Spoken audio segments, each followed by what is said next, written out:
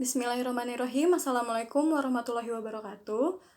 Pertama-tama saya ingin mengucapkan terima kasih kepada Pak Agus Pramono selaku dosen pembimbing, dan saya juga ingin mengucapkan terima kasih kepada teman-teman yang sudah meluangkan waktunya untuk melihat video ini. Saat ini saya akan mempresentasikan seminar proposal saya yang berjudul Fabrikasi Triple Layer Composite berbasis aluminium hasil proses akumulatif roll bonding. Sebelumnya izinkan saya untuk memperkenalkan diri. Nama saya Ninda Yulia Yahya dengan NPM 3334 160025.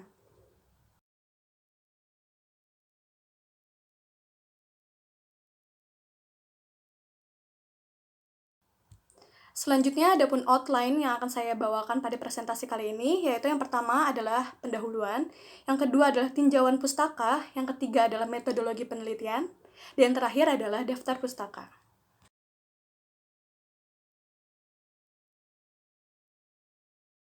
Baik, selanjutnya adalah pendahuluan. Di dalam pendahuluan terdapat latar belakang, di mana pengembangan material tahan peluru atau yang sering disebut dengan material armor telah banyak dilakukan melalui penemuan material baru, seperti pemaduan komposisi atau pembuatan komposit, baik dari bahan logam maupun berbahan non-logam. Salah satu kebutuhan pengadaan alutsista di TNI yang terpenting adalah material armor atau material tahan peluru. Berdasarkan data dari BPPT pada tahun 2015, bahwasannya salah satu perusahaan milik negara yang menyediakan alat tempur memproduksi Panzer Anoa sebanyak 32 unit per tahun untuk memenuhi kebutuhan TNI Angkatan Darat. Namun material yang digunakan masih impor dari negara lain. Sedangkan kebutuhan material tahan peluru dari tahun ke tahun jumlahnya semakin meningkat. Berdasarkan Direktorat Jenderal Angkatan pada tahun 2015, Indonesia sendiri menganggarkan sebesar 96,8 triliun dari APBN untuk memenuhi kebutuhan dari alat tempur. Selanjutnya, pada umumnya, material armor ini biasanya digunakan adalah baja.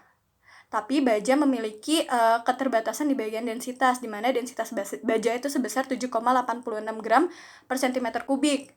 Di mana semakin berat suatu kendaraan mengakibatkan konsumsi akan bahan bakar menjadi semakin tinggi. Sehingga dicari alternatif material lain yang memiliki sifat yang tidak jauh dari baja tetapi lebih ringan, yaitu adalah aluminium. Aluminium sendiri adalah material yang ringan dengan densitas sebesar 2,7 gram per centimeter kubik. Dengan kata lain, beratnya itu sebesar 1/3 dari baja. Namun aluminium sendiri memiliki sifat kekuatan dan kekerasan yang cukup rendah, sehingga perlu ditingkatkan dengan menggunakan metode akumulatif roll bonding. Metode akumulatif roll bonding adalah salah satu metode yang terdapat pada SPD atau Surface Plastic Deformation, yang dimana menggunakan gaya roll untuk meningkatkan nilai kekuatan dari material tersebut.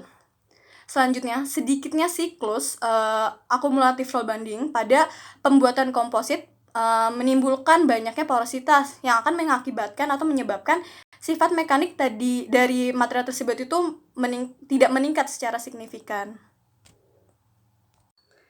Selanjutnya adalah rumusan masalah, di mana terdapat dua rumusan masalah. Yang pertama adalah bagaimana pengaruh variasi susunan lapisan terhadap sifat mekanik dan struktur mikrokomposit, matriks baja, karbon rendah, dan aluminium dengan metode akumulatif roll bonding. Yang kedua adalah bagaimana pengaruh variasi siklus terhadap sifat mekanik dan struktur mikrokomposit matriks baja, karbon rendah, dan aluminium dengan metode akumulatif roll bonding. Baik, selanjutnya adalah tujuan dari penelitian ini, yaitu pertama, mengetahui susunan lapisan yang optimal pada pembuatan komposit matrik aluminium dan baja, dan yang kedua adalah mengetahui siklus yang optimal dengan menggunakan metode akumulatif roll bonding. Selanjutnya adalah hipotesis, di mana terdapat dua hipotesis. Yang pertama adalah menurut jurnal dari Rezayat mengatakan semakin banyak siklus yang dilakukan menghasilkan peningkatan sifat mekaniknya, yaitu sifat kekuatan tariknya. Yang kedua, semakin besar nilai kekerasan dan ketebalan spesimen mempengaruhi ketahanan terhadap balistiknya.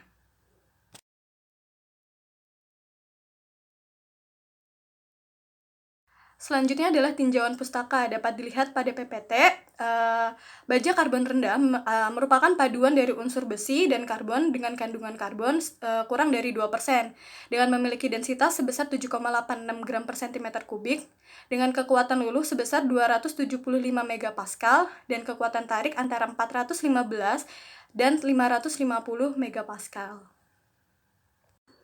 Selanjutnya adalah aluminium, di mana aluminium termasuk ke dalam unsur kimia golongan 3A dengan nomor atom 13, termasuk ke dalam logam yang ringan dengan densitas 2,7 gram per cm kubik, memiliki kekuatan tarik untuk aluminium murni sebesar 90 megapascal, dan aluminium paduan berkisar 200 sampai 600 megapascal, memiliki sifat ketahanan korosi yang baik, memiliki sifat keuletan yang tinggi, namun kekuatan dan kekerasannya rendah, dan juga mudah dibentuk.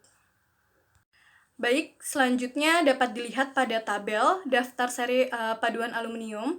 Untuk aluminium sendiri terdapat dari seri 1 hingga seri 8. Namun pada penelitian kali ini kita menggunakan aluminium paduan seri 1, seri 5, dan seri 7. Di mana di aluminium seri 1 memiliki komposisi 99% aluminium dan 1% pengotor, di mana memiliki konduktivitas panas dan listrik yang cukup tinggi tetapi memiliki kekuatan yang rendah. Kemudian seri 5 yaitu perpaduan antara aluminium dengan mangan.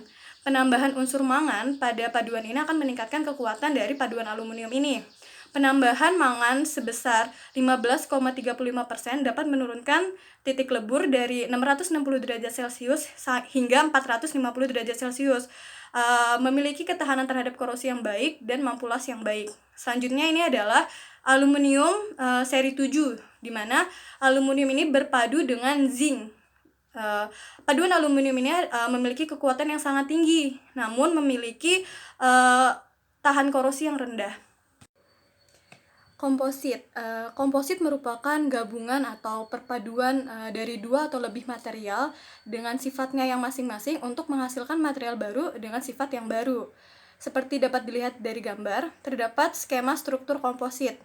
Adanya perbedaan unsur penyusun menimbulkan beberapa daerah, yaitu terdapat matriks, fiber, dan interface, di mana matriks adalah penyusun dengan fraksi volume terbesar, fiber merupakan penahan beban utama, dan interface merupakan pelekat antara dua penyusun. Dapat dilihat pada gambar.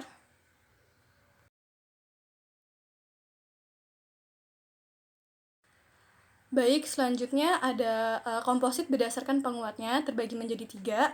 Yang pertama ada fibrous composite, laminate composite, dan particle composite, di mana fibros atau serat merupakan komposit yang terdiri dari satu lapisan yang menggunakan serat sebagai penguatnya. Kemudian laminate composite yaitu komposit yang terdiri dari 2 atau lebih lapisan yang digabung menjadi satu, di mana di setiap lapisannya itu memiliki sifat tersendiri atau memiliki sifat masing-masing.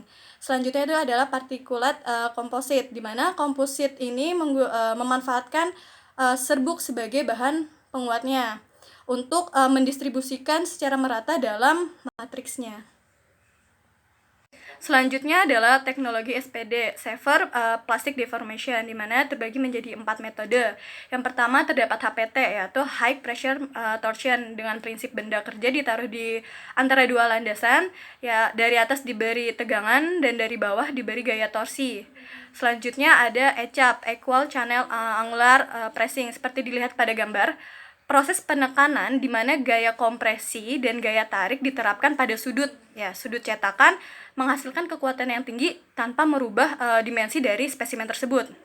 Selanjutnya metode yang ketiga adalah RPRF, yaitu Repetitive Press Roll Forming, di mana metode ini tuh terbaru yang dikembangkan oleh Bapak Agus Pramono di salah satu universitas di Eropa, yaitu di Tallinn Institute of Technology Estonia, di mana memanfaatkan gaya tekan dan roll untuk meningkatkan kekuatan dari material tersebut. Dan yang terakhir adalah cumulative roll bonding, yaitu memanfaatkan gaya roll untuk meningkatkan kekuatan dari material tersebut. Selanjutnya dapat dilihat pada gambar. Dilihat dari gambar merupakan mekanisme atau prinsip kerja dari cumulative roll bonding, di mana dua plat ditumpuk, kemudian dilakukan proses rolling, kemudian hasil proses rolling tersebut akan di-cutting dan akan di-rolling kembali. Ini yang disebut dengan siklus. Nah, semakin banyak siklus yang dilakukan akan meningkatkan nilai kekuatan dari material tersebut. Nah, metode ini itu dikembangkan oleh Bapak Saito. Selanjutnya dapat dilihat grafik pada PPT, di mana sumbernya itu dari Bapak Rezayat. Dilihat tadi saya sudah mengatakan bahwa semakin tinggi atau semakin banyak siklus akan meningkatkan nilai kekuatan. Dapat dilihat dari strength hardening, di mana 2N itu merupakan banyaknya siklus dibagi akar 3, dikali len H0 itu merupakan tebal awal dibagi tebal akhir, menghasilkan 0,8 pada satu siklus. Jadi sehingga ketika siklusnya bertambah, maka nilainya akan strength hardeningnya akan semakin meningkat.